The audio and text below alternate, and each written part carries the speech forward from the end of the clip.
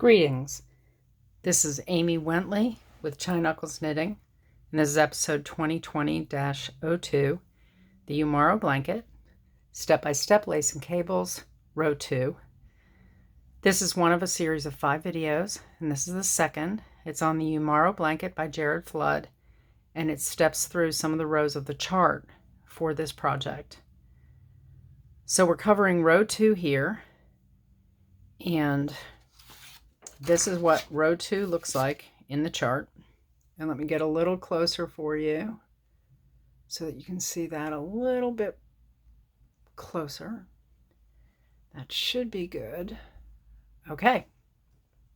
So this chart is 31 stitches across. These 2 orange lines show where the markers are here.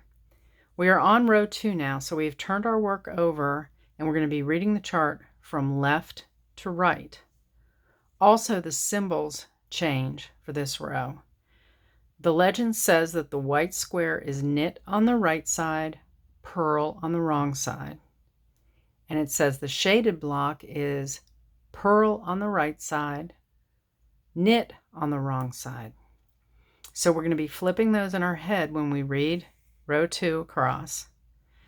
When I follow a lace chart, generally I block out what's coming up, but I like to be able to see what came in the past. What we finished in the first row are the stitches on that you worked in row 1. When we turned it over, what you're looking at is the back of the stitches on row 1. And again, we're reading the chart from left to right. So the first 6 stitches are going to be knit, purl, knit, purl, knit, purl. This 5th knit stitch is going to be into a yarn over on the previous row. There's a yarn over on our needle from row 1 right there. So when we get to that 5th stitch, we're going to be knitting into the yarn over. Let's see if we do.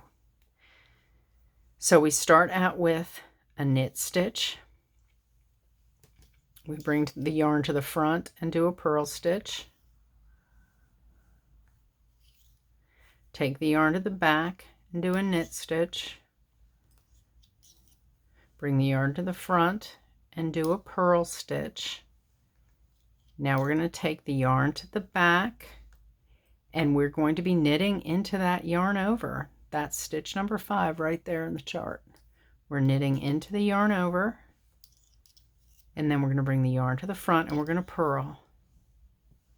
And then we're ready to slip our marker.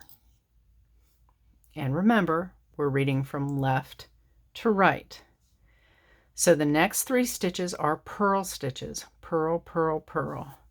And those are the 3 purl bumps on our needle that were knit stitches on the last row.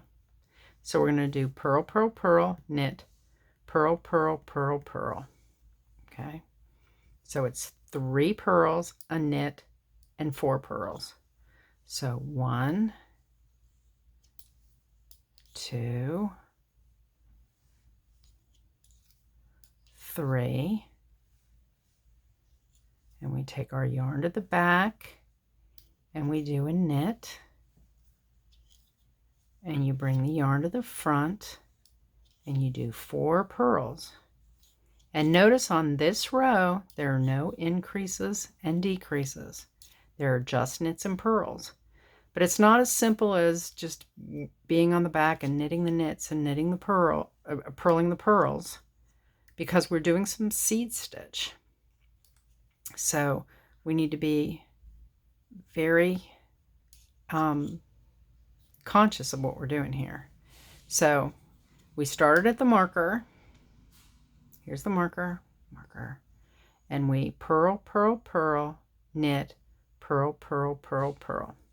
Okay, the next stitch is going to be, the next 4 stitches are knit, purl, and then we get to the marker.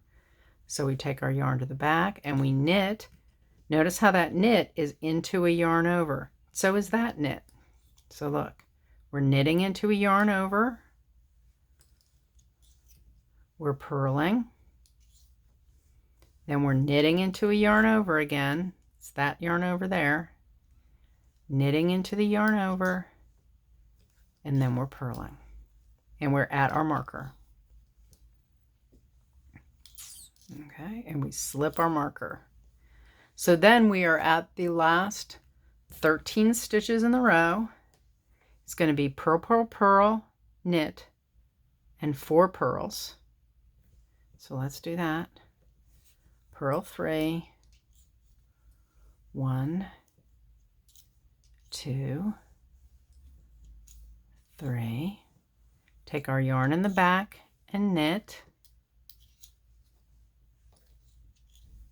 Bring our yarn to the front and purl 4, 1, 2,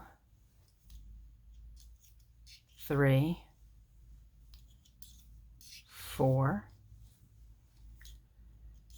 And then for the last 5 stitches, we're going to knit, purl, knit, purl, knit. Notice that this knit is into a yarn over that was done on the previous row. And here it is. Knit,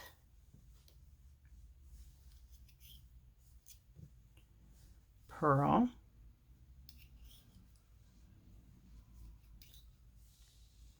knit, purl, and knit. And that completes row 2. So row 3 is going to be a row of the chart where we're actually going to have to move the markers.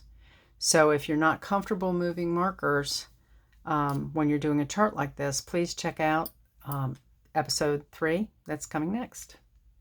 Thank you. Bye.